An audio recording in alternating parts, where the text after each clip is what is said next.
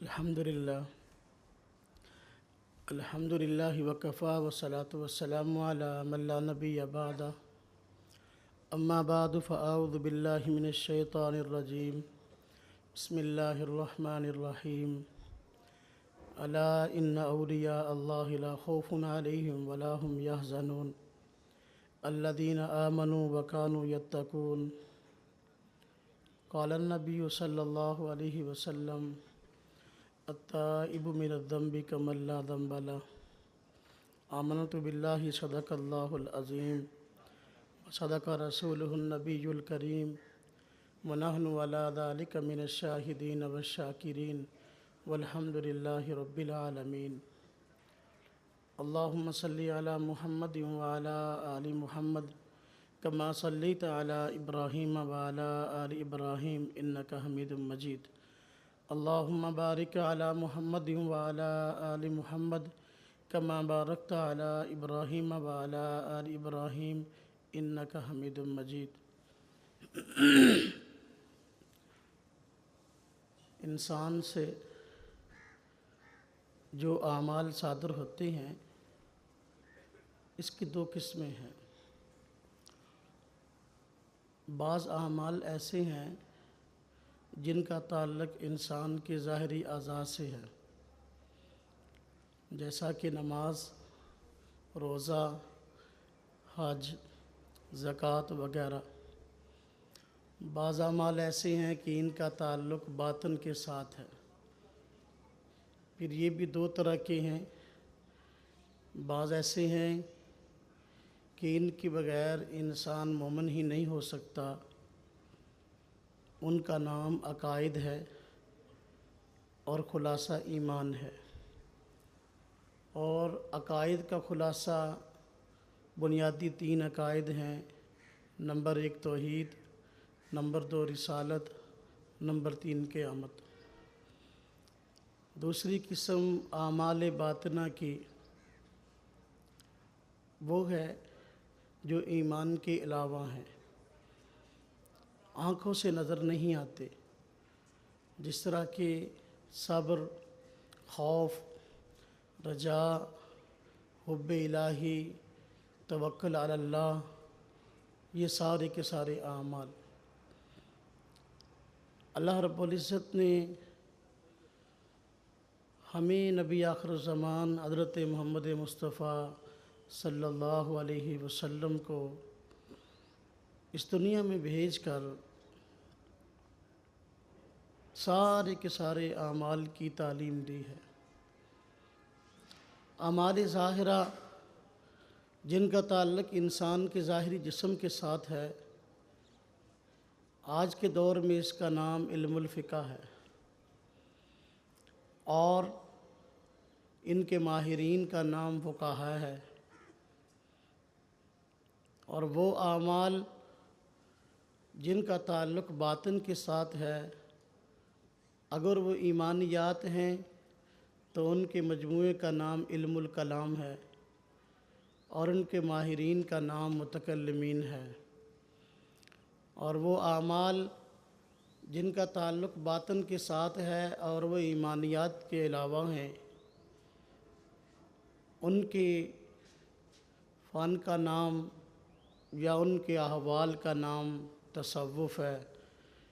اور جن حضرات نے اس فن پہ محنت کی ہے، پوری دنیا میں اس کو متعارف کروایا ہے، ان کو صوفیہ کہتے ہیں۔ علم الفقہ ہو یا علم کلام ہو یا علم تصوف ہو، اور ان کے حاملین فقہاء، متکلمین اور صوفیہ، اللہ رب العزت نے ہمارے اس مرکز کو یہ امتیاز عطا فرمایا ہے کہ ہمارا یہ مرکز ان تینوں کا ترجمان ہے۔ الحمدللہ یہاں پر فقہ اور فقہاء کی عظمت اور ان کی محنت پر بات کی جاتی ہے، اور ان کی محنت کو پوری دنیا میں متعارف کروایا جاتا ہے۔ متکلمین اور علم کلام الحمدللہ پوری دنیا میں اسلام کے بنیادی عقائد اور ان کے تحفظ پر ہمارے مرکز نے الحمدللہ کام کیا ہے، اور ہمارے شیخ کے نام کے ساتھ ہی متکلم اسلام ہے، تو یہ کام کی طرف اشارہ ہے، دنیا جانتی ہے اور دنیا مانتی ہے۔ علم تصوف اور صوفیاء الحمدللہ ان کی جو محنت ہے، ان کی محنت پر بھی یہاں پر الحمدللہ بھرپور محنت ہو رہی ہے، اور پوری دنیا میں ان کی محنت کو پہنچایا جاتا ہے۔ تو علم الفقہ ہو یا علم کلام ہو یا علم تصوف ہو، تینوں کا مرکز الحمدللہ ہمارا مرکز اہل سنت والجماعت ہے۔ اس وقت میں آپ حضرات کی خدمت میں تصوف سے متعلق اور اس کے تعارف سے متعلق اور اس کے حقانیت پر کچھ دلائل عرض کروں گا۔ تصوف کسے کہتے ہیں اور اس کی غرض اور مقصد کیا ہوتا ہے، اس کا موضوع کیا ہے، اس پہ پہلے عرض کروں۔ تصوف کا حاصل یہ ہے کہ اپنے باطن کی گندگی کو دور کر کے اللہ رب العزت کی رضا کی خاطر اخلاص کے ساتھ تمام اعمال کو کرنے کا نام ہے۔ علم تصوف کا مقصود اور غرض کیا ہے؟ میں اس پہ علم کی بات کر رہا ہوں، در حقیقت یہ احوال کا نام ہے، صرف سمجھانے کے لیے علم کی بات کر رہا ہوں۔ اس کی غرض اپنی اصلاح کر کے رب تعالیٰ کی رضا حاصل کرنا، دنیا اور آخرت کی کامیابی کا حصول، یہ تصوف کی غرض اور مقصود ہے۔ جو بھی عام طور پر فنون ہیں یا علوم ہیں، ان کا کوئی نہ کوئی موضوع بیان کیا جاتا ہے، تو علم تصوف کا موضوع کیا ہے؟ علم تصوف کا موضوع مسلمان مکلفین کے وہ احوال جو ان سے صادر ہوتے ہیں کہ آیا ان میں سے کون سے اعمال ایسے ہیں جو رب تعالیٰ کی رضا کا ذریعہ ہیں، اور کون سے اعمال ایسے ہیں جو رب تعالیٰ کی رضا کا ذریعہ نہیں ہیں۔ یہ تصوف کا موضوع ہے۔ تصوف اس کے اور بہت سارے نام ہیں۔ اس کو تزکیہ نفس بھی کہا جاتا ہے، سلوک اور احسان بھی کہا جاتا ہے، طریقت بھی کہا جاتا ہے، لیکن ان میں تصوف کا نام زیادہ معروف ہے، اور تصوف کے حاملین کو صوفیاء کہا جاتا ہے۔ صوفیاء اور تصوف یہ الفاظ کہاں سے بنے ہیں، ان کی بنیاد کیا ہے، اس پہ محققین نے مختلف آراء قائم کی ہیں۔ بعض حضرات یہ فرماتے ہیں کہ یہ جو صوفی کا لفظ ہے یہ صفا سے بنا ہے، اس کی بنیاد صفا ہے۔ وجہ یہ بیان کرتے ہیں کہ تصوف میں دل کی صفائی اور باطنی قدرتوں سے پاک ہونے کی بات کی جاتی ہے، اور اس کے حاملین یہ کارنامہ انجام دیتے ہیں، اس لیے ان کو صوفیاء کہا جاتا ہے۔ بعض حضرات نے یہ کہا کہ صوفی کا لفظ یہ صفہ سے بنا ہے۔ حضرت نبی اقدس صلی اللہ علیہ وسلم کے صحابہ کرام کی خاص جماعت اصحاب صفہ معروف ہیں، یہ لوگ ان کی یادگار ہیں، اس لیے ان حضرات کو صوفی اور صوفیاء کہا جاتا ہے۔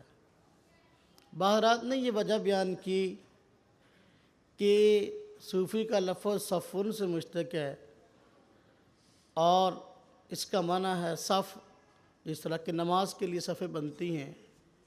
قیامت کے دن اللہ رب العزت صوفیاء کو یہ مقام عطا فرمائیں گے کہ یہ امت محمدیہ کی اگلی صفوں میں ہوں گے، اس لیے ان کو صوفیاء اور صوفی کہا جاتا ہے۔ بہرکیف کئی وجوہات ہیں جو کہ محققین نے بیان کی ہیں. یہ سب وجوہات ہی ہو سکتی ہیں، لیکن زیادہ راجح بات یہ معلوم ہوتی ہے کہ صوفی کا لفظ یہ صوف سے بنا ہے اور صوف کہتے ہیں اون کو. صوفیاء اونی لباس پہنتے تھے، گرمی ہو یا سردی. آپ حضرات جانتے ہیں کہ صوفیاء ان کا مقصد اپنے باطن کی اصلاح ہوتا ہے. باطن کی اصلاح کے لیے گرمیوں میں بھی اون کا لباس پہنتے تھے، لباس کی طرف معروف ہو گئے. قرآن کریم میں اللہ رب العزت نے اللہ والوں کو مختلف ناموں سے یاد کیا ہے. کہیں ان کو متقین فرمایا، کہیں ان کو محسنین فرمایا، کہیں اولیاء اللہ فرمایا، کہیں قانتین فرمایا، کہیں عابدین فرمایا. یہ سارے کے سارے نام انہی صوفیاء کرام کے ہیں. لیکن کیا وجہ کہ اپنے آپ کو قانتین نہیں کہتے، محسنین نہیں کہتے، متقین نہیں کہتے، صوفیاء کہتے ہیں؟ وجہ اس کی یہ کہ صوفیاء ان کی بنیادی سوچ اور بنیادی طرز یہ ہے کہ یہ اپنی خوبیوں کو چھپاتے ہیں. جس طرح ایک جوان عورت جس کو ماہواری آتی ہے، ماہواری کے دنوں میں آپ جانتے ہیں وہ ناپاک ہوتی ہے، بار بار اس کو کپڑے چینج کرنے پڑتے ہیں، کپڑے اتارنے پڑتے ہیں، رکھنے پڑتے ہیں.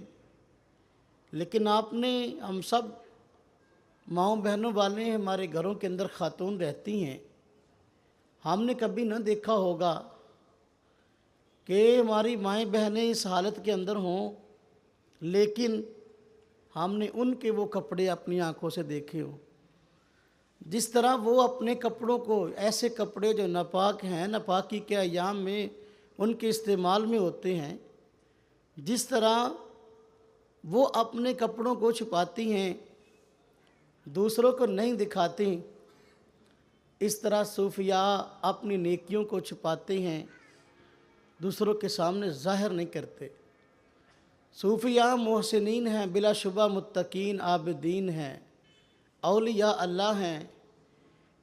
چونکہ یہ ان کے حسن اعمال کی طرف اشارے ہیں اور وہ دوسروں کو اپنی نیکی کا دکھلاوا کرنا نہیں چاہتے، اس لیے بجائے اس کے کہ اپنے آپ کو متقین کہتے، عابدین کہتے، محسنین کہتے، قانتین کہتے، صوف کا لباس اوڑھا، صوفیاء معروف ہو گئے،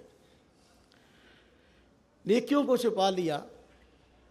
آپ حضرات کے ذہن میں یہ بات آئے گی کہ صوفیاء کرام نے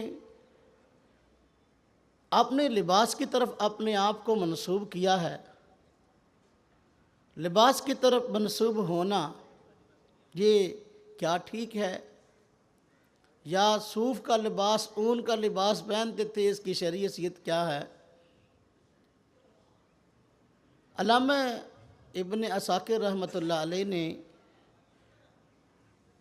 اپنی تاریخ میں اور امام مسلی رحمۃ اللہ علیہ نے اپنی کتاب الزہد میں روایت نقل کی ہے، کان النبی صلی اللہ علیہ وسلم یلبس الصوف، کہ نبی پاک صلی اللہ علیہ وسلم خود اونی لباس پہنتے تھے.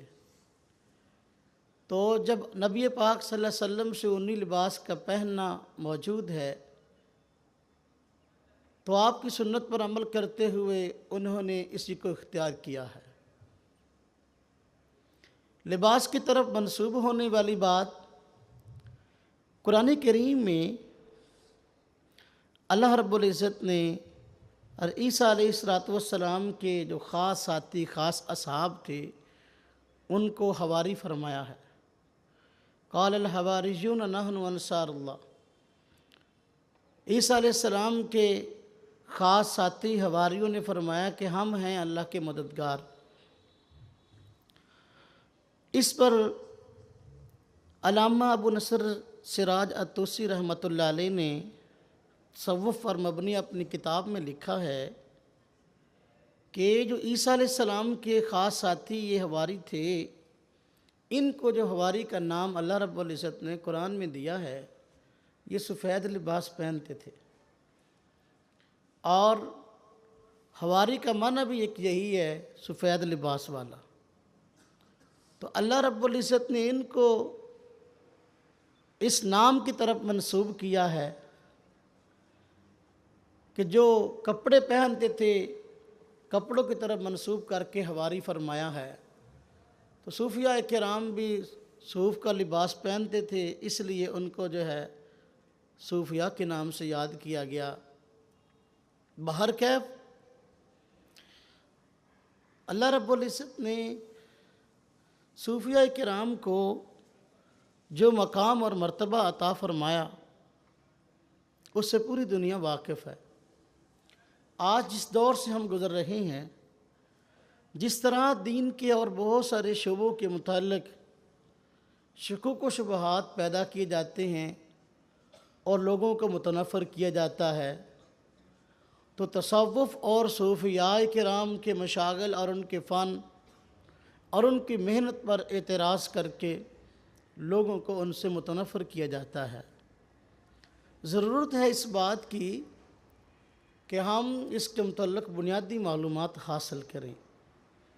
قرآن و سنت سے اس کا کیا ثبوت ہے، اس پر کچھ معلومات ہمارے پاس موجود ہوں۔ تو قرآن اور سنت اور اسلاف صوفیاء کرام کی بنیاد ہیں۔ تصوف، اس کی تعلیم قرآن دیتا ہے، اس کی تعلیم حضرت نبی پاک صلی اللہ علیہ وسلم کے احادیث میں موجود ہے، اس کی تعلیم ائمہ کرام محدثین کے اقوال میں موجود ہے، اس لیے پریشانی کی بات کوئی نہیں ہے۔ میں اس پہ کچھ باتیں آپ حضرات کی خدمت میں آیات سے عرض کروں گا۔ تصوف کی بنیاد میں نے عرض کیا آپ حضرات کی خدمت میں، اصلاح باطن پر ہے، اخلاص پر ہے، توکل علی اللہ پر ہے، رجوع الی اللہ پر ہے، توبہ پر ہے۔ یہ ساری کی ساری تعلیمات وہ ہیں جن کا ذکر اللہ رب العزت نے قرآن کریم میں کیا ہے اور بندوں سے مطالبہ کیا ہے کہ اس پر عمل کرے۔ دلائل کے حوالے سے پہلے میں تصوف کی بنیاد پہ عرض کرتا ہوں۔ جس طرح میں نے شروع میں عرض کیا، تصوف، اس کو تزکیہ نفس بھی کہا گیا، اس کو احسان بھی کہا گیا، سلوک بھی کہا گیا، طریقت بھی کہا گیا، یہ مختلف نام ہیں اس کے۔ قرآن کریم میں خاص طور پہ اس کو تزکیہ نفس سے یاد کیا گیا ہے کہ دلوں کی اصلاح، گندگی اور دل کی قدورتوں سے اس کو پاک کرنا۔ لیکن اس سے پہلے میں آپ حضرات کی خدمت میں یہ بات عرض کروں کہ یہ جو تصوف ہے، یہ جو اعمال ہے، میں نے عرض کیا اعمال ظاہرہ اور اعمال باطنہ۔ عام طور پر ہمیں اعمال ظاہرہ کے متعلق یہ علم ہوتا ہے کہ اس میں کوئی چیز جائز ہے اور کوئی چیز ناجائز ہے، لیکن اعمال باطنہ سے متعلق علم نہیں ہوتا۔ اعمال ظاہرہ جو ہیں، جس طرح ان کے جائز اور ناجائز فرائض اور واجبات ہیں، اسی طرح اعمال باطنہ کے بھی فرائض و واجبات جائز اور ناجائز ہیں۔ اعمال ظاہرہ کے فرائض میں آپ دیکھیں، جس طرح نماز ہے، روزہ ہے، حج ہے، زکوٰۃ ہے، یہ اعمال ظاہرہ کے فرائض ہیں۔ اعمال ظاہرہ کے ناجائز اور حرام بہت ساری چیزیں ہیں، چوری ہے، ڈاکہ ہے، شراب نہ پینا ہے، شراب پینا حرام ہے، اور زنا ہے، بد نظری ہے، یہ سارے کے سارے اعمال ظاہرہ کے حرام ہیں۔ اعمال باطنہ کے فرائض کیا ہیں؟ اعمال باطنہ کے فرائض، توبہ، گناہ ہو جائے تو توبہ واجب ہے، تکلیف آئے تو صبر واجب ہے، اللہ پر بھروسہ، توکل علی اللہ، رجا اور خوف، انسان کو چاہیے کہ وہ امید اور خوف کے درمیان رہے، رب تعالیٰ کی رحمت سے نا امید بھی نہ ہو، اور ایسا رب تعالیٰ کی رحمت پر بھروسہ کر کے یوں نہ بیٹھ جائے کہ بالکل اعمال ہی چھوڑ دے، خوف اور رجا کے درمیان رہے۔ توکل علی اللہ، اللہ پر بھروسہ کرنا، یہ ساری چیزیں یہ اعمال باطنہ کے فرائض ہیں۔ اعمال باطنہ کے ناجائز اور حرام کیا ہیں؟ اعمال باطنہ کے ناجائز اور حرام وہ جس میں کینہ آ گیا، حسد ہے، بغض، تکبر، حب جاہ، حب مال، دنیا سے دل لگانا، یہ ساری کی ساری چیزیں ایسی ہیں جو اعمال باطنہ کے حرام ہیں۔ بہرکیف اعمال باطنہ کے حرام سے اپنے آپ کو دور کرنا، اور اعمال باطنہ کے جو حرام ہیں اس میں آدمی ملوث ہو جائے تو اس سے اپنے آپ کو پاک کرنا، اس کا نام تزکیہ نفس ہے۔ تزکیہ نفس، اس کی بنیاد قرآن، سنت اور فقہاء کرام محدثین کی باتیں ہیں۔ قرآن کریم میں اللہ رب العزت نے حضرت ابراہیم علیہ السلام کی دعاؤں کا تذکرہ کیا ہے۔ آپ جانتے ہیں جب سیدنا ابراہیم علیہ السلام نے رب تعالیٰ کے حکم کے مطابق حضرت اسماعیل علیہ السلام کو قربان کرنے کا عمل کیا، رب تعالیٰ نے جب آپ نے چھری چلائی اپنے بیٹے کی گردن پر، اللہ پاک نے فرما دیا، جی صدقت الرؤیا، آپ نے اپنے خواب کو سچ کر دکھایا۔ اس موقع پر اللہ رب العزت نے پھر آپ کو خصوصی انعامات سے نوازا، بہت بڑی آزمائش تھی۔ انعامات میں بڑا انعام یہ فرمایا کہ بیت اللہ کی تعمیر حضرت ابراہیم اور حضرت اسماعیل علیہ السلام کے ہاتھوں ہوئی ہے۔ اس بابرکت موقع پر جب حضرت ابراہیم اور حضرت اسماعیل علیہ السلام بیت اللہ کو تعمیر فرما رہے تھے، ان کی بنیادوں کو اٹھا رہے تھے، تو اس وقت ابراہیم علیہ السلام کو اللہ رب العزت نے یہ اعزاز عطا فرمایا کہ جتنی دعائیں اس وقت آپ نے کیں، اللہ پاک نے تمام دعاؤں کو قبول فرمایا۔ دعاؤں میں ایک بنیادی دعا آپ نے یہ فرمائی، یہ بیت اللہ تعمیر ہو رہا ہے، یا اللہ اس کی نگہبانی کے لیے، اس کی دیکھ بھال کے لیے، یہاں کے رہنے والوں کی تربیت کے لیے، یا اللہ یہاں پر نبی اور رسول بھیج۔ ابراہیم علیہ السلام نے دعا فرمائی، ربنا وبعث فیہم رسولا منہم یتلو علیہم آیاتک ویعلمہم الکتاب والحکمہ ویزکیہم انک انت العزیز الحکیم۔ حضرت ابراہیم علیہ السلام نے خواہش کا اظہار فرمایا کہ اے اللہ یہاں ایک ایسا رسول بھیجیے جو انسانوں کا تزکیہ کرے، ان کے دلوں میں پڑی ہوئی قدورتیں اور بری بیماریاں یا اللہ ان کا علاج کرے۔ وَيُزَكِّيهِمْ، اللہ رب العزت نے ابراہیم علیہ السلام کی اس خواہش کو پورا فرمایا اور حضرت نبی اقدس صلی اللہ علیہ وسلم کو مکہ مکرمہ میں مبعوث فرمایا۔ تو یہ تزکیہ نفس حضرت ابراہیم علیہ السلام کی خواہش کی تکمیل ہے۔ حضرت نبی پاک صلی اللہ علیہ وسلم تشریف لائے، اللہ رب العزت نے قرآن کریم میں اس کو بطور احسان کے ذکر فرمایا، لَقَدْ مَنَّ اللَّهُ عَلَى الْمُؤْمِنِينَ إِذْ بَعَثَ فِيهِمْ رَسُولًا مِّنْ أَنفُسِهِمْ يَتْلُو عَلَيْهِمْ آيَاتِهِ وَيُزَكِّيهِمْ وَيُعَلِّمُهُمُ الْكِتَابَ وَالْحِكْمَةَ وَإِنْ كَانُوا مِنْ قَبْلُ لَفِي ضَلَالٍ مُّبِينٍ۔ اللہ پاک بطور احسان کے فرماتے ہیں کہ دیکھو اللہ پاک نے مومنوں پر احسان فرمایا کہ ان میں رسول انہی میں مبعوث فرمایا جن کے کرنے کے بڑے بڑے کام یہ ہیں، یتلو علیہم آیاتی، وہی ڈیوٹیاں، وہی کام جو ابراہیم علیہ السلام کی خواہش تھی۔ یتلو علیہم آیاتی، اللہ رب العزت کی آیات وہ انسانوں کے سامنے انسانوں کو پڑھ کر سنائے، تلاوت۔ وَيُزَكِّيهِمْ، فرمایا ان کا تزکیہ کرے، انسانوں کے دلوں میں باطنی امراض ہیں ان کا علاج کر کے ان کو شفا دے، یہ تزکیہ ہے۔ وَيُعَلِّمُهُمُ الْكِتَابَ وَالْحِكْمَةَ، ان کو کتاب بھی سکھائے اور حکمت کی باتیں بھی بتائے۔ یہ نبی اقدس صلی اللہ علیہ وسلم کے بعثت کے مقاصد میں بنیادی باتیں تھیں۔ تو آپ کے بعثت کے مقاصد میں جس طرح قرآن پڑھ کے سنانا تھا، سنت کی تعلیم تھی، اسی طرح بعثت کے مقاصد میں تزکیہ نفس موجود ہے۔ اگر آج کوئی آدمی یہ بات کہتا ہے تصوف کی بنیاد کہاں سے ہے، تو بھائی تصوف کی بنیاد حضرت نبی پاک صلی اللہ علیہ وسلم کی بنیادی تعلیمات سے ہے۔ پورے کے پورے دین کا خلاصہ اس آیت میں بتایا گیا۔ نبی اقدس صلی اللہ علیہ وسلم کے بعثت کے بنیادی مقاصد کو یہاں ذکر کیا گیا۔ وَيُزَكِّيهِمْ، یہ بعثت کے مقاصد میں بنیادی مقصد ہے تزکیہ نفس۔ میں اس پہ تفصیل میں نہیں جاتا چونکہ وقت بہت کم ہے، اور میں نے اس پہ کافی ساری باتیں آپ حضرات کی خدمت میں عرض کرنی ہیں۔ تو تزکیہ نفس یہ نبی اقدس صلی اللہ علیہ وسلم کی بنیادی تعلیمات میں داخل ہے۔ یہی وجہ کہ اللہ رب العزت نے اس پر کامیابی کا مدار رکھا ہے۔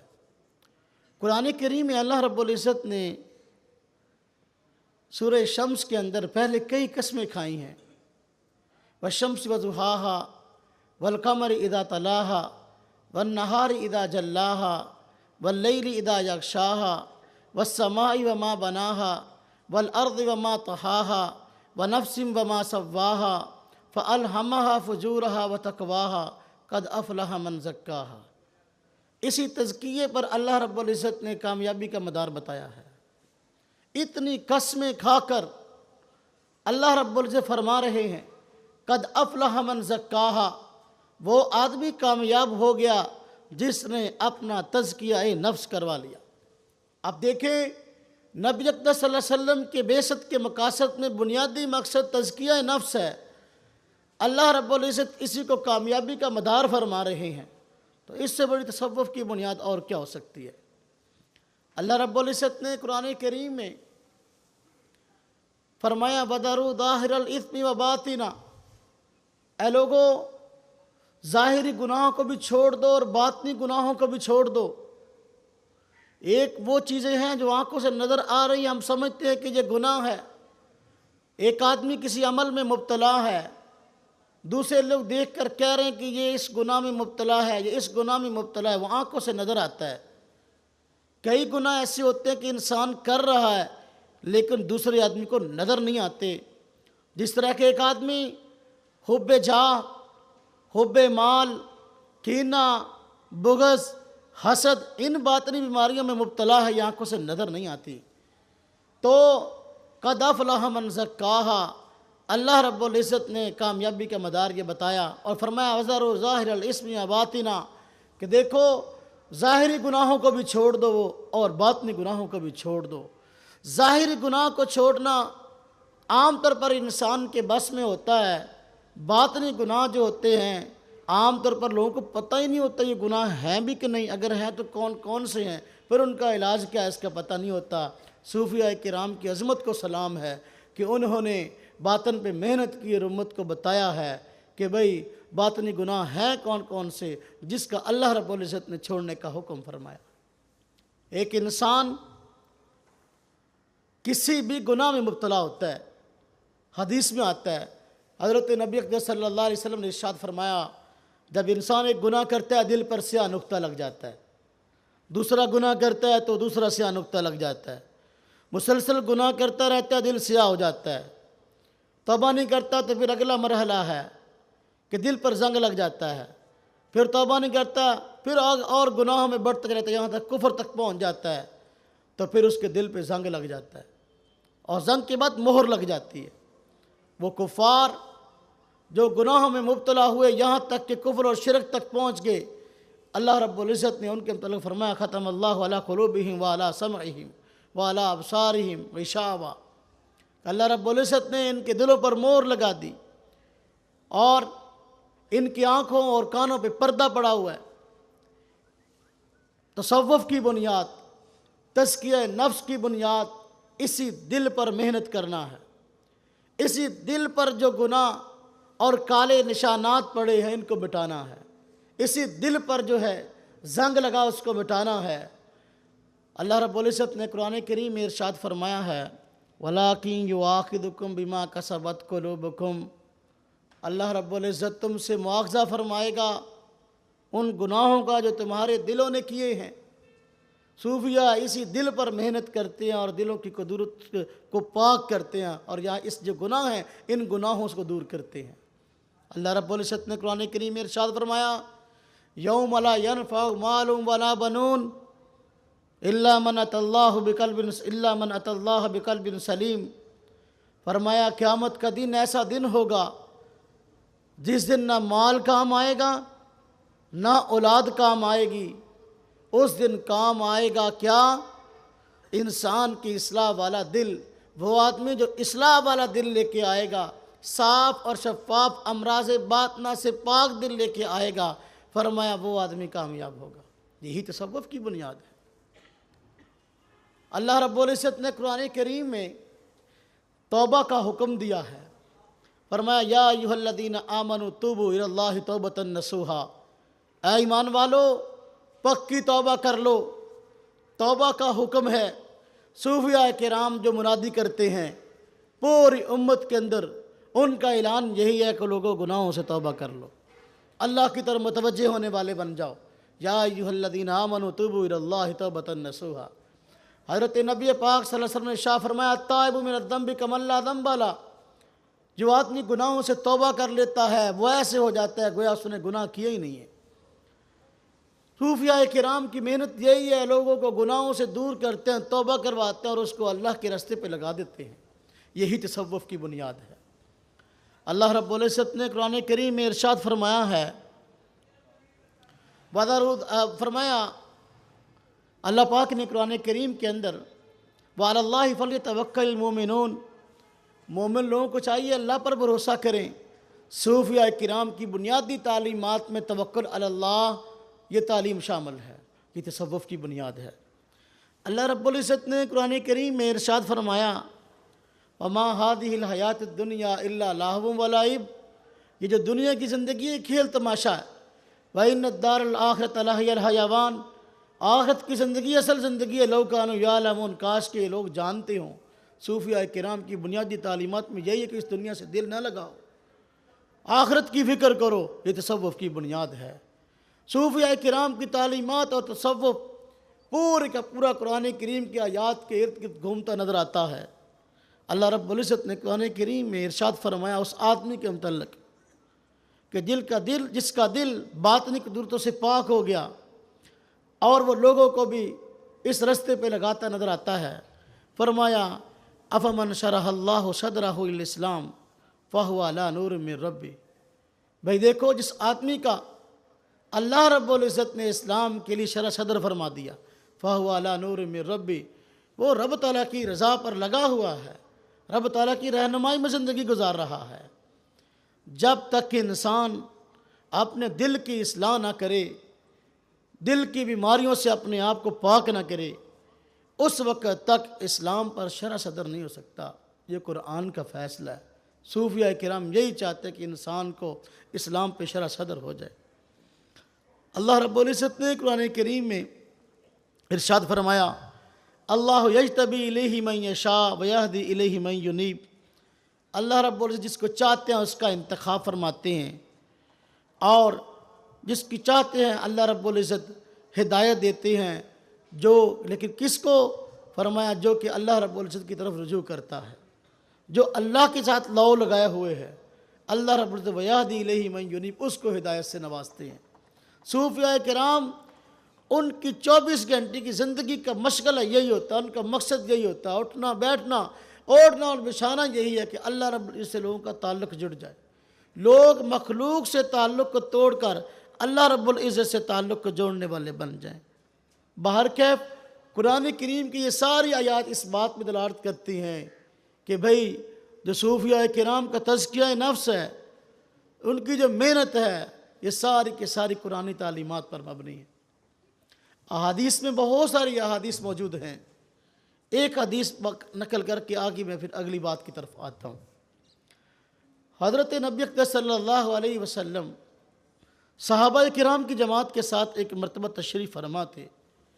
حضرت جبریل علیہ السلام تشریف لائے اور نبی پاک صلی اللہ علیہ وسلم سے مختلف سوالات کیے. انسانی شکل میں تشریف لائے. مقصد یہ تھا صحابہ کرام کی موجودگی میں جب نبی پاک صلی اللہ علیہ وسلم سے سوالات کیے جائیں گے دین کی بنیادی معلومات سے متعلق، صحابہ کرام کو ایک تو سوال کرنے کا طریقہ آئے گا اور دوسرا دین کی بنیادی باتیں ان کو معلوم ہو جائیں گی. یہ حدیث جبریل کے نام سے موجود ہے کتب احادیث کے اندر، اور یہ دین کے اصولی معاملات میں شمار ہوتی ہے. آ کر حضرت جبریل علیہ السلام نے مختلف سوالات کیے. فرمایا ایمان کیا ہے؟ مال ایمان. اسلام کیا ہے؟ عمل اسلام. ایک سوال یہ فرمایا مال احسان. احسان کیا ہے؟ حضرت نبی اقدس صلی اللہ علیہ وسلم نے اس کے جواب ارشاد فرمایا احسان یہ ہے کہ ان تعبد اللہ کأنک تراہ، کہ تو اللہ رب العزت کی عبادت اس طرح کر گویا کہ تو اللہ کو دیکھ رہا ہے. فَإِن لَمْ تَكُنْ تَرَاهُ، اگر تو اس کو نہیں دیکھ رہا تو یہ تصور ضرور ہونا چاہیے کہ اللہ رب العزت کی ذات تجھے دیکھ رہی ہے.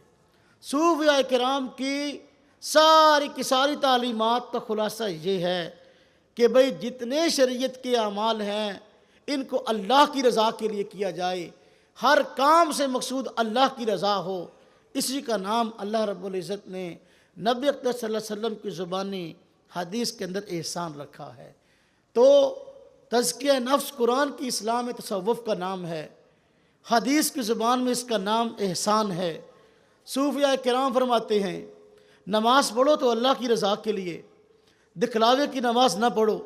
زکوٰۃ دو تو اللہ کی رضا کے لیے، حج کرو تو اللہ کی رضا کے لیے، روزے رکھو تو اللہ کی رضا کے لیے، دین کی خدمت کرو تو اللہ کی رضا کے لیے، جو بھی کام کرتے ہو اللہ کو خوش کرنے کے لیے کرو. اگر یہ معاملات تمہارے ہیں تو تمہیں احسان حاصل ہے، اور یہی تصوف کی بنیاد ہے. تصوف میں نے عرض کیا اس کا نام تزکیہ نفس بھی ہے، احسان بھی ہے، اس کا نام طریقت بھی ہے. آج جس طرح تصوف کی بنیاد پر اعتراضات ہیں، اسی طرح اس بات پہ بھی اعتراض ہے کہ جی اس بات کا آپ ثبوت پیش کریں. بعض لوگ دوسروں کو پریشان کرتے ہیں. کوئی حدیث ہے ایسی جس سے یہ بات معلوم ہو کہ بھائی مرشد پکڑنا چاہیے، بیعت کرنی چاہیے؟ تزکیہ نفس کیا خود نہیں ہو سکتا؟ انسان اپنا تزکیہ نفس نہیں کر سکتا؟ میں آپ حضرات کی خدمت میں عرض کروں، قرآن کریم میں اللہ رب العزت نے حضرت نبی اقدس صلی اللہ علیہ وسلم کی بعثت کے مقاصد میں بنیادی مقصد تزکیہ نفس قرار دیا ہے.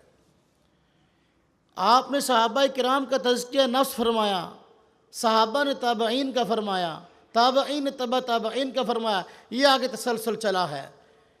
یہ جو تزکیہ نفس اس کی بنیاد قرآن اور سنت ہے. اگر آپ غور فرمائیں قرآن کریم کی ان آیات میں جو میں نے آپ حضرات کی خدمت میں پیش کی، خاص طور پہ حضرت نبی اقدس صلی اللہ علیہ وسلم کے بعثت کے مقاصد میں لقد من اللہ علی المؤمنین اذ بعث فیہم رسولا من انفسہم یتلو علیہم آیاتی، اس سے یہ بات سمجھ میں آتی تزکیہ نفس انسان عام طور پہ اپنا خود نہیں کر سکتا. اصلاح باطن کے 4 طریقے ہیں. ان 4 طریقوں میں افضل یہی ہے، سنت یہی کہ انسان کسی اللہ والے کے ہاتھ میں بیعت کرے اور پھر پوری کی پوری زندگی اس کی رہنمائی میں گزارے اور اس سے اصلاح کروا کے جو ہے اپنی باطن کی قدورتوں کو دور کرے. افضل طریقہ یہی ہے. یہ اصلاح کا پہلا طریقہ ہے.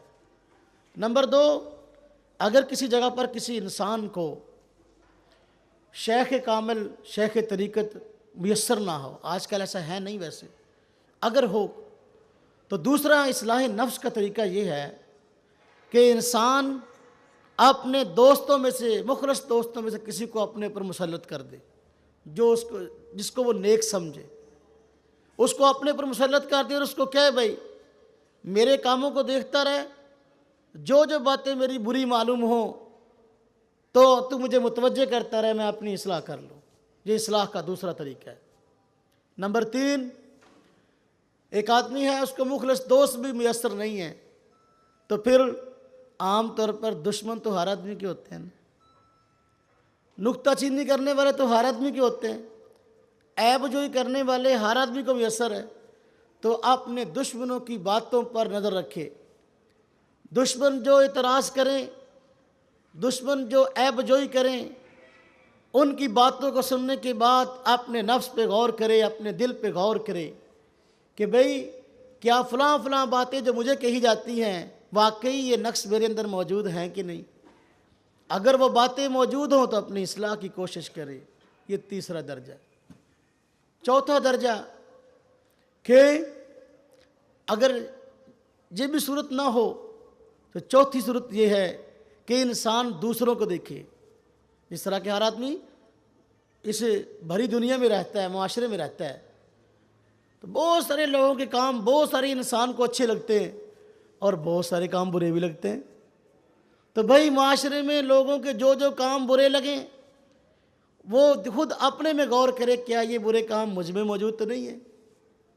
اب اگر وہ برے کام خود اس میں موجود ہے تو اپنی اصلاح کی کوشش کرے کہ بھائی یہ دوسروں کے اعمال جو مجھے برے معلوم ہو رہے ہیں، تو پھر بھائی میرے اعمال بھی کسی کو برے لگتے ہوں گے، تو اپنی اصلاح کی کوشش کرے۔ یہ 4 اصلاح کے، باطن کی اصلاح کے طریقے۔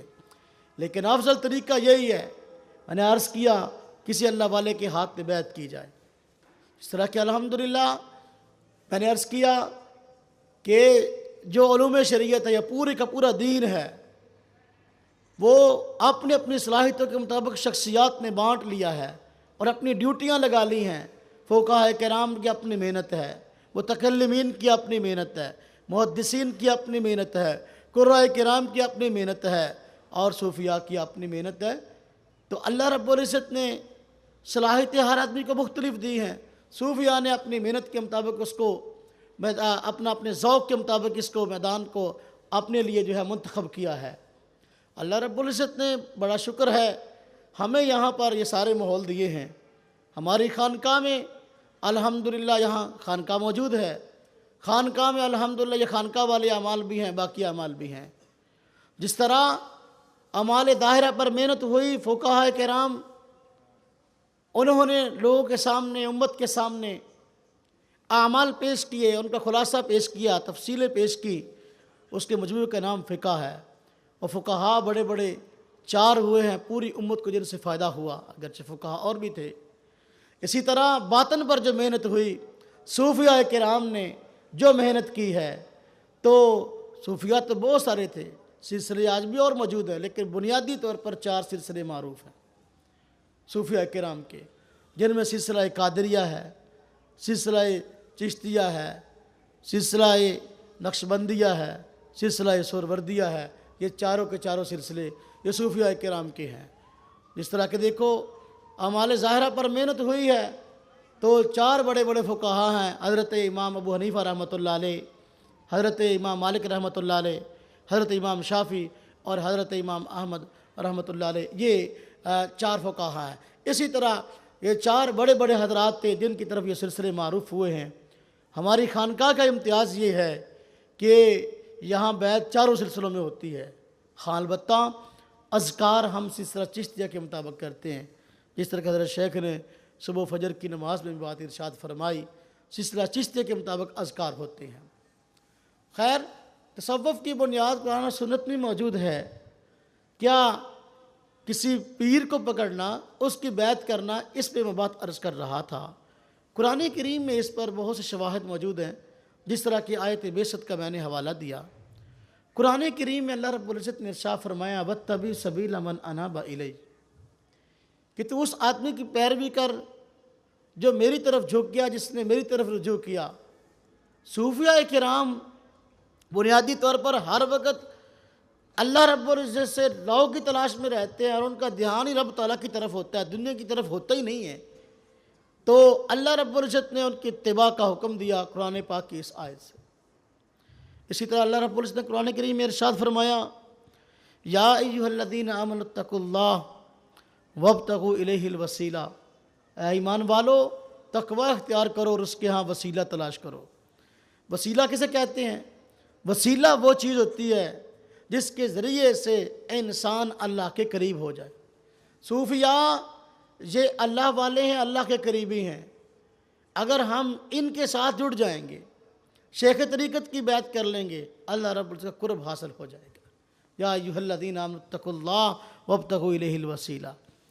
اللہ رب العزت نے قرآن کریم میں ارشاد فرمایا، یا ایھا الذین آمنوا اتقوا اللہ وکونوا مع الصادقین، اے ایمان والو تقوی اختیار کرو اور سچوں کے ساتھ ہو جاؤ۔ اب صادقین کون ہیں؟ وہ جو صادق فی التقوی ہیں، جو تقوی کے اندر سچے ہیں، جن کا اٹھنا بیٹھنا ظاہر اور باطن ایک جیسا ہے۔ تو فرمایا ان کے ساتھ ہو جاؤ۔ یہی بیعت کا ثبوت ہے، یہی جو ہے صوفیاء کرام کا یہ سلسلہ ہے، اس کی یہ محنت ہے۔ اللہ رب العزت نے قرآن کریم میں ارشاد فرمایا، ہم سب سورہ فاتحہ میں دعا کرتے ہیں، اللہ پاک نے ہمیں سکھائی ہے، رہنمائی فرماتے ہوئے، شفقت فرماتے ہوئے، رحم فرماتے ہوئے، اہدنا الصراط المستقیم صراط الذین انعمت علیہم۔ ہم نماز میں دعا کرتے ہیں، اللہ ہمیں صراط مستقیم دکھا دیجئے، یعنی ان لوگوں کا راستہ دکھا دیجئے جن پر تو نے انعام فرمایا ہے۔ اب ہر آدمی نماز میں دعا کرتا ہے کہ اللہ ان کا راستہ دکھا دیجئے۔ کیوں؟ ان کے راستے پہ چلنا ہے، ان کی اقتداء کرنی ہے۔ اللہ رب العزت نے بتا دیا کہ جن پہ انعام ہوا ان کا راستہ کون سا ہے، تاکہ ان کے پیچھے چلنا آسان ہو جائے۔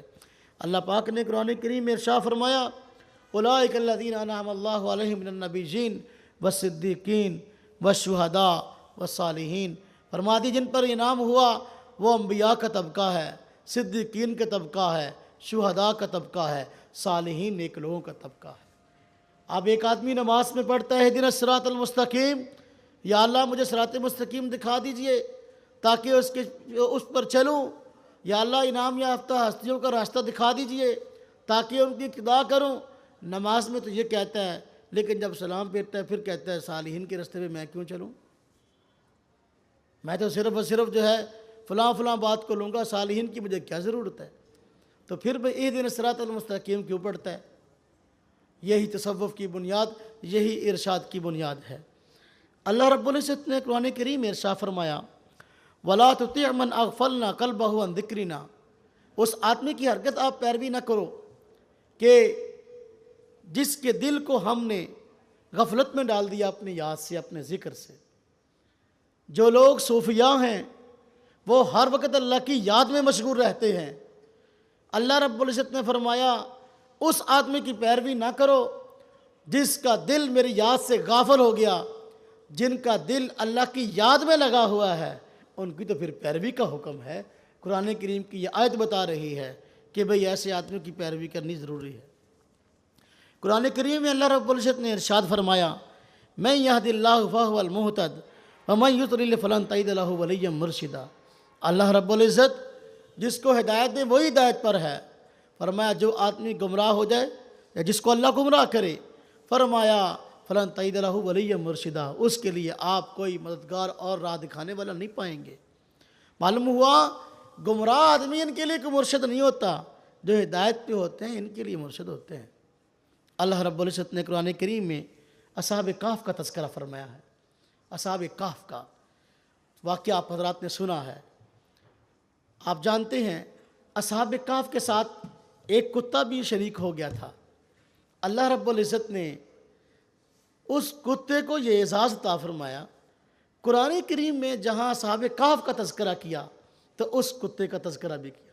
فرمایا وَقَلْبُهُمْ بَاسِطٌ ذِرَاعَيْهِ بِالْوَسِيدِ، یہ کتے کا تذکرہ ہے۔ کتے نے صوفیاء کرام کی، وہ جو اصحاب کہف تھے، ان کی حفاظت کی اپنے بازوں کو اس طرح پھیلا کر، جس طرح ایک چوکیدار، ایک دروگا، ایک ذمہ دار ہاتھوں کو پھیلا کر اس طرح کہتا نہ بھی اندر نہیں جانا۔ اصحاب کہف کی حفاظت کے لیے کتا دروازے پہ بیٹھا رہتا تھا، اور جس طرح اصحاب کہف جو ہے اتنی دیر موجود رہے، ہاں جی، تو کتا بھی دیکھو اس طرح بازو پھیلائے ہوئے اتنی دیر ہی وہاں موجود رہا، وگرنہ ہڈیاں گل جاتی ہیں، کون کسی کو جانتا ہے، اور نام و نشان نہیں رہتا، لیکن کتا ایسے کیسے ہی رہا۔ آپ حضرات غور فرمائیں کہ یہ کتا اولیاء کی صحبت میں رہا۔ اللہ رب العزت نے اس کو یہ اعزاز عطا فرمایا، قرآن کریم میں اس کا تذکرہ فرمایا، اگر انسان اولیاء اللہ کے ساتھ لگ کے رہے گا تو رب تعالیٰ کو کتنا محبوب ہوگا۔ اللہ رب العزت نے قرآن کریم میں ارشاد فرمایا ہے، الرحمن فاسأل بہ خبیرا، فرمایا رب تعالیٰ کی ذات رحمان ہے، نہیں پتہ تو کسی خبر والے سے پوچھ لے جس کو پتہ ہے۔ رحمان کے متعلق اولیاء اللہ سے بڑھ کر کس کو خبر ہوگی؟ اولیاء اللہ سے بڑھ کر رب تعالیٰ کو کون جانتا ہے؟ اس لیے کہ وہ ہر وقت ہیں یہ اللہ رب العزت کی اطاعت میں اور اللہ رب العزت کی معرفت میں لگے ہوئے ہیں اور اس کی چاہت کے مطابق جو ہے اعمال کرنے میں لگے ہیں۔ یہی تو اصلاح و ارشاد کا ثبوت ہے۔ اللہ رب العزت نے قرآن کریم میں ارشاد فرمایا، أَوَمَنْ كَانَ مَيْتًا فَأَحْيَيْنَاهُ وَجَعَلْنَا لَهُ نُورًا يَمْشِي بِهِ فِي النَّاسِ، کیا وہ آدمی جو مردہ تھا ہم نے اس کو زندہ کیا؟ مردہ تھا، اللہ فرماتے ہیں میں زندہ کیا۔ ایک انسان جب گناہ کرتا ہے، گناہوں میں بہت زیادہ پڑ جاتا ہے، اللہ کی ذات کو بھول جاتا ہے، یہ انسان مردہ ہے۔ اس طرح کہ نبی پاک صلی اللہ علیہ وسلم نے فرمایا، ذکر کرنے والے کی مثال زندہ کسی ہے اور نہ ذکر کرنے والے کی مثال مردہ کسی ہے۔ فرمایا جو مردہ تھا اللہ نے اس کو زندہ کیا، غافل تھا ہدایت مل گئی، تقوی پرہیزگاری آ گئی، اب وہ لوگوں کو یہی نعمت بانٹتا پھرتا ہے۔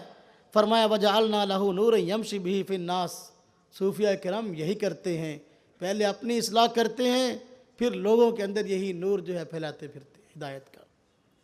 اللہ رب العزت نے قرآن کریم میں یہ ساری کی ساری باتیں ارشاد فرمائی ہیں، یہی اصلاح اور ارشاد کی بنیاد ہے۔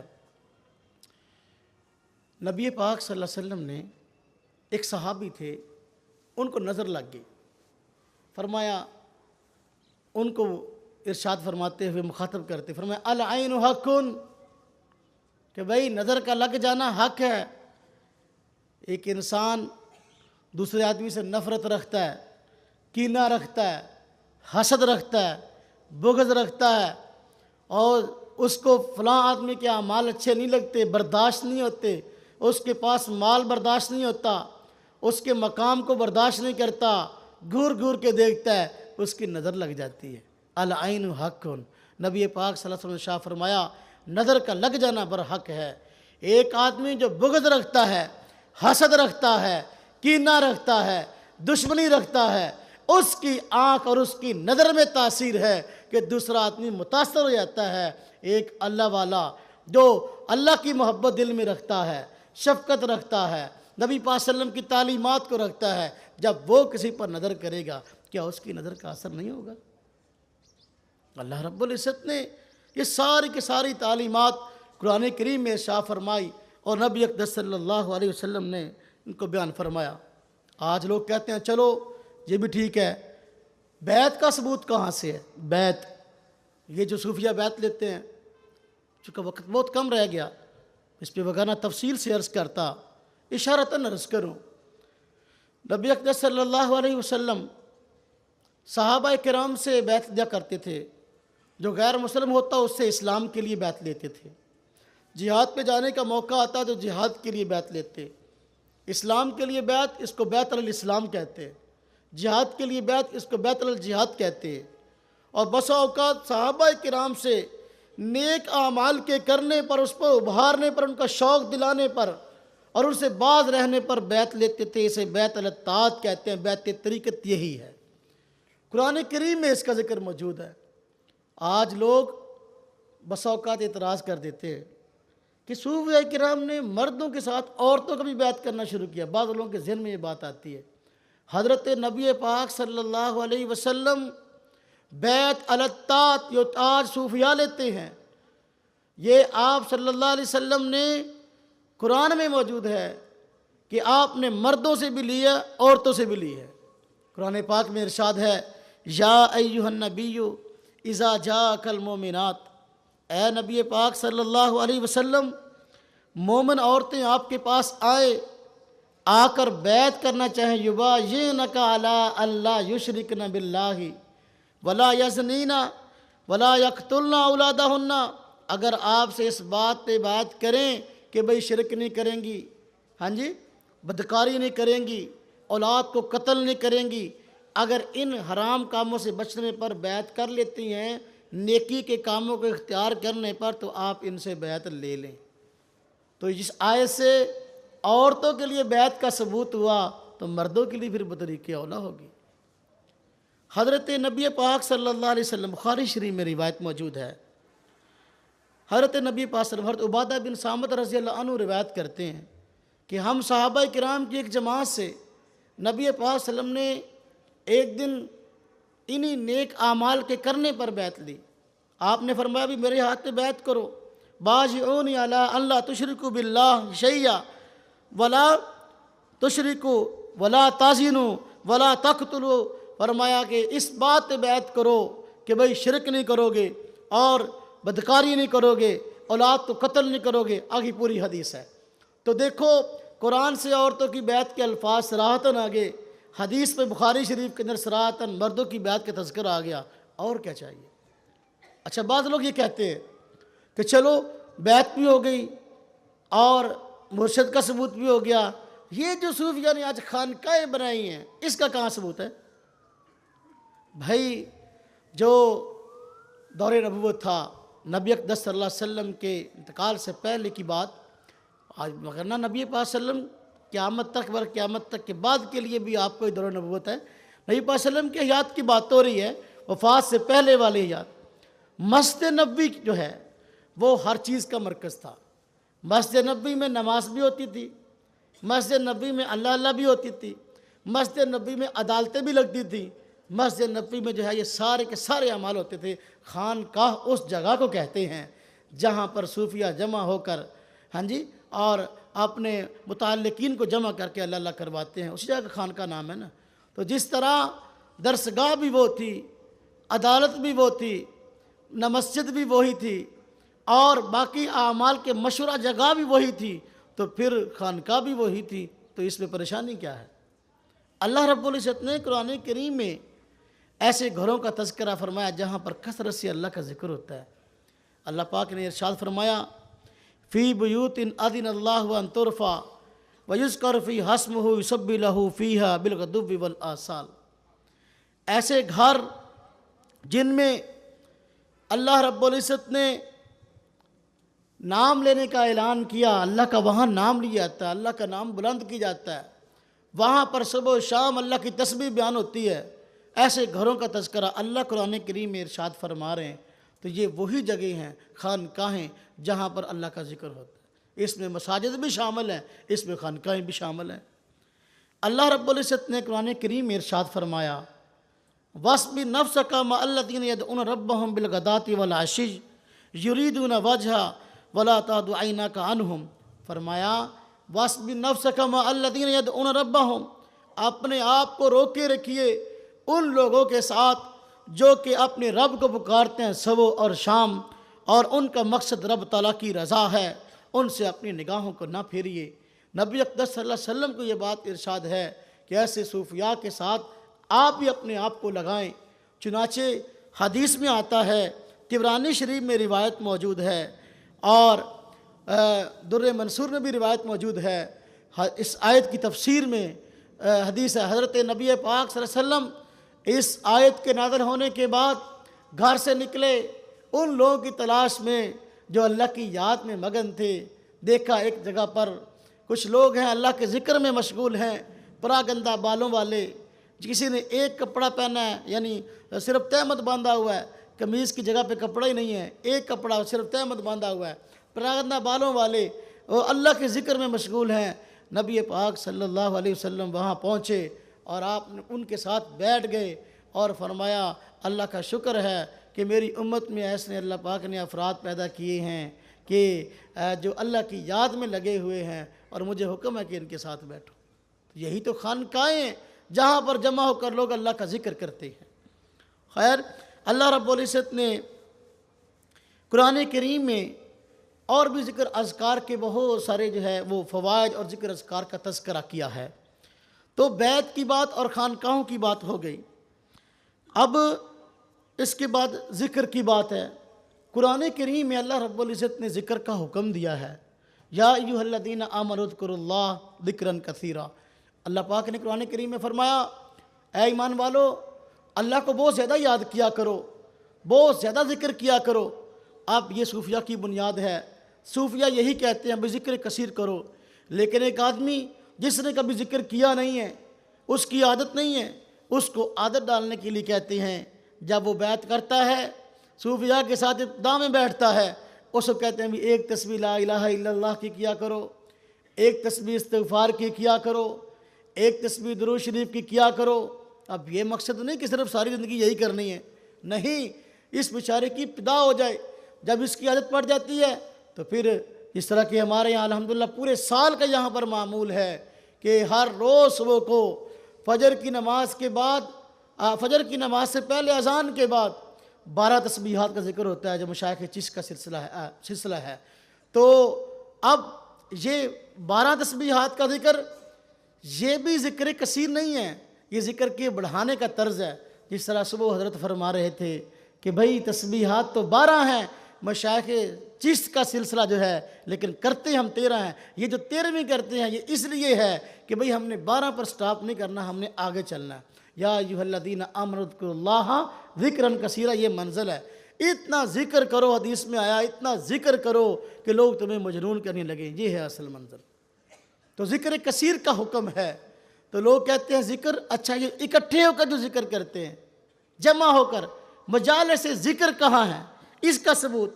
تو بھائی دیکھو، چھوٹی چھوٹی باتیں جن پر شبہات پیش کی جاتی ہیں، حدیث کے اندر عام طور پر اس کا جواب موجود ہے، کیونکہ رب تعالیٰ کی ذات رحیم کریم عالم الغیب جانتے تھے مستقبل میں اس پہ اعتراض ہوں گے، اس لیے نبی اقدس صلی اللہ علیہ وسلم کے ذریعے اس کے جوابات ارشاد فرما دیے۔ ترمذی شریف میں روایت موجود ہے، حضرت نبی اقدس صلی اللہ علیہ وسلم نے ارشاد فرمایا کہ بھئی جب تم جنت کے باغوں میں سے گزرا کرو تو خوب چرا کرو، جب تم جنت کے باغوں میں سے گزرا کرو تو خوب چرا کرو۔ صحابہ کرام کی عادت مبارکہ تھی، ان کو کسی عمل کا پتہ نہ ہوتا ہے کسی بات کا تو فوراً سوال کر لیا کرتے تھے، تو فوراً پوچھا جنت کے باغ کیا ہیں اور اس میں چرنا کیا ہے؟ نبی پاک صلی اللہ علیہ وسلم نے شاہ فرمایا وہ ذکر کے حلقے ہیں، وہ لوگ جو اکٹھے ہو کر ذکر کرتے ہیں، جب تمہیں ان کے ساتھ بیٹھنے کا اتفاق ہو تو ان کے ساتھ مل کر خوب اللہ کا ذکر کیا کرو۔ یہ ہے مجالس ذکر۔ کیف ہر چیز پر ثبوت موجود ہے۔ بات وقت زیادہ ہو گیا ورنہ میں اس پہ عرض کرتا۔ باقی لوگ، میں نے عرض کیا، بعض رات کہتے ہیں مسجد کے اندر مجالس ذکر، تو بھائی مسجد کے اندر میں نے عرض کیا اللہ رب العزت نے قرآن کریم میں جگہ جگہ ذکر کا حکم دیا، صحابہ کرام نے اس پہ عمل کیا یا نہیں کیا؟ ایسا عمل کیا کہ اللہ رب العزت کی ذات راضی ہو گئی، فرمایا رضی اللہ عنہم ورضوا عنہ، ہاں جی، فرمایا اولئک کتب فی قلوبہم الایمان وایدہم بروح منہ، اللہ رب ایسے راضی ہو گئے کہ اس کی مثال اب صحابہ کی بات نہیں ملتی۔ صحابہ کرام کہاں ذکر کیا کرتے تھے؟ مسجد نبوی ہی تو تھی اس وقت، وہاں کیا کرتے تھے۔ اب ظاہر بات اس کے بعد کہنا مجالس ذکر جو ہے مسجد کے اندر ہوتی تھی، اس کا ثبوت اللہ رب العزت نے قرآن کریم میں ارشاد فرمایا ہے، فمن اظلم ممن منع مساجد اللہ ان یذکر فیہا اسمہ وسعی فی خرابیہا، اس سے بڑا ظالم کون ہے جو آدمی لوگوں کو اللہ کے ذکر سے روکے مسجدوں کے اندر، اس سے بڑا ظالم کون ہے؟ تو دیکھو اللہ رب العزت نے قرآن کریم کے اندر اس بات کا ذکر کیا، اس سے معلوم ہوا تصوف کی بنیاد الحمدللہ موجود، اور بیعت کا ثبوت موجود، اور مرشد پکڑنے کا ثبوت موجود، خانقاہوں کا وجود موجود، مجالس ذکر کا وجود موجود۔ یہ ساری کی ساری چیزیں اللہ رب العزت نے قرآن کریم میں اور حضرت نبی اقدس صلی اللہ علیہ وسلم نے حدیث میں بیان فرمائی ہیں۔ ہمیں کسی بھی قسم کے شبہ سے پریشان نہیں ہونا چاہیے، بلکہ اگر کسی بات کا پتہ نہ ہو تو اپنے بڑوں سے پوچھ لینا چاہیے۔ اللہ پاک ہم سب کو عمل کی توفیق عطا فرمائے۔ وآخر دعوانا ان الحمد للہ رب العالمین۔